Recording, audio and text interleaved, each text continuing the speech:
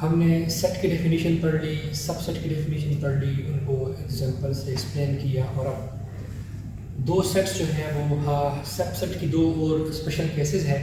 Proper subset कौन से होते हैं और इम्प्रॉपर सबसेट कौन से होते हैं। So we say that any set has two subsets. हर सेट के दो सबसेट तो लाजमी होते हैं। Which one?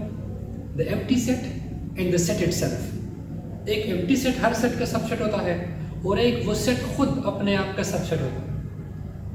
So every set has at least to subset. Her set के दो सबसेट लाजमी होते हैं, एक एम्प्टी सेट और एक वो सेट इटसेल्फ। इन दो सबसेट्स को कहते हैं इम्प्रॉपर सबसेट। इनको हम कहेंगे इम्प्रॉपर सबसेट्स या ट्रिवियल सबसेट्स।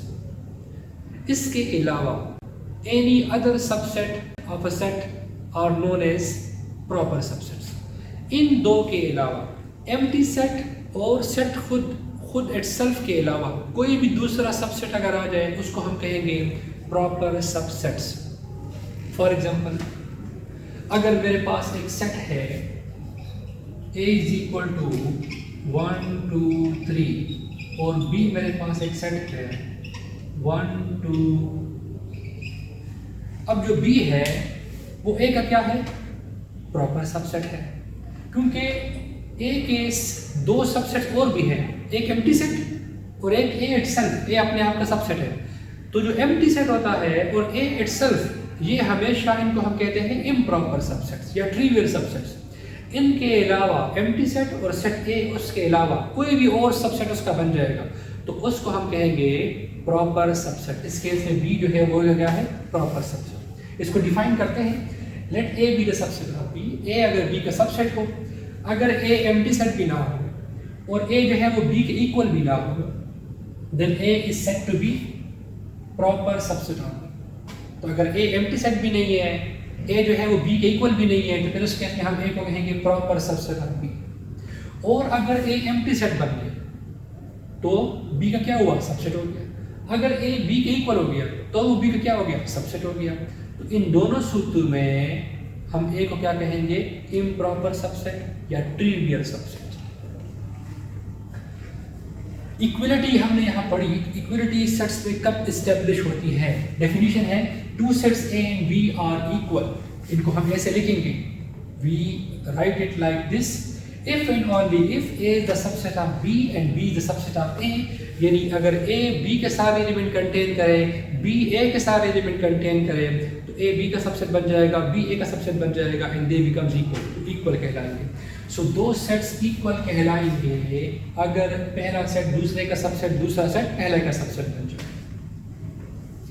नेक्स्ट डेफिनेशन है order of a set. Set का ऑर्डर क्या होता है? सेट के अंदर जितने एलिमेंट्स होते हैं उनको हम उसका ऑर्डर कहते हैं। The number of elements in a set A is called its order. किसी सेट ए में उसके जितने एलिमेंट्स होंगे उसको हम ऑर्डर कहते हैं। डिनोटेड बाय, इसको डिनोट करते हैं ओ ऑफ ए से या मॉड ऑफ ए से। इसके अलावा और भी मेथड्स हैं इसको डिनोट करने के। फॉर एग्जांपल, अगर मेरे पास ये सेट ए है, इसके एलिमेंट्स 3 हैं, तो इसका ए का ऑर्डर क्या होगा? 3 होगा। अगर इस सेट के अंदर एलिमेंट्स 4 होते हैं, इसका ऑर्डर क्या होता है? 4 होता है, and so on. Next definition है power set. Let A be a set, then power set of A is denoted and defined by P of A. और इसके अंदर क्या होते हैं? एलिमेंट्स होते हैं जो कि खुद सेट्स होते हैं, ऐसे सेट्स होते हैं जो कि ए की क्या हो? सबसेट। सो पावर सेट की जो ट्रेडिशनल डेफिनेशन है, the set of all subsets of a set is called power set। तो देखिए ना, यहाँ पे B है और B को हमने कैसे डिफाइन किया कि A का सबसेट। यानी पावर सेट के अंदर जिसका हम पावर सेट ले रहे हैं, उसके पावर सेट के अंदर उस सेट के सारे क्या होंगे? सबसेट्स होंगे। फॉर एग्जांपल, मैं एक सेट ले रहा हूँ A इज इक्वल टू 1 2, इसका पावर सेट बनाऊंगा। इस A के जितने पॉसिबल सबसेट हो सकते हैं, all the possible subsets of this set A would be included in the power set, would form power set। So power set of A क्या होगा? इस सेट का और कोई सबसेट हो ना हो, एम्प्टी सेट तो लाजमी होगा, एम्प्टी सेट पावर सेट में आ गया। इस सेट का और कोई सबसेट हो ना हो, ए उसका इटसेल्फ अपने आप का सबसेट होगा, ए भी इसमें आ गया। सिंगलटन सेट कंटेनिंग 1, ये जो सिंगलटन सेट कंटेनिंग 1 है, ये भी इसका पावर सबसेट हो गया। सिंगलटन सेट कंटेनिंग 2, ये भी इसका सबसेट हो गया। ये जो चार सेट्स हैं ये इस ए के सबसेट्स हैं, तो ये चारों मिलके क्या बना रहे हैं, पावर सेट आता है।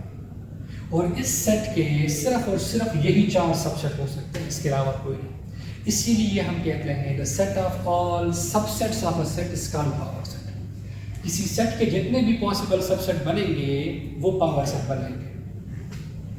नेक्स्ट एक रिमार्क है, let A B the set of order n। A हमारे पास एक सेट है और उसका ऑर्डर क्या है, n है।